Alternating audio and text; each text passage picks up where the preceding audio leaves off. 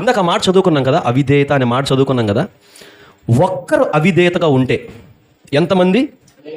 అనేక మంది పాపంలో పడిపోతున్నారట. ఇప్పుడు నేను అడుగుతున్నాను, ఒక పాస్టర్, ఒక దైవజనుడు అవిధేయతగా ఉంటే, ఒక దైవజనుడు ఒక సంఘాన్ని అవిధేయతలోనికి నడిపిస్తే సంఘం అంతా పాపంలో పడిపోతుంది.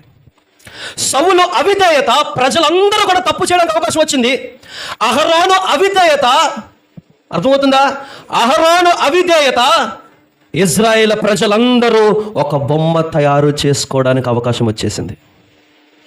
అహరోను అవిధేయత ఇజ్రాయేల్ ప్రజల్లో అనేక మందికి మోషే వచ్చి అంటాడు, అహరోను ఈ జనాల మీద ఇంత గొప్ప పాపం వచ్చినట్టుగా ఏం చేసావయ్యా అంటున్నాడు.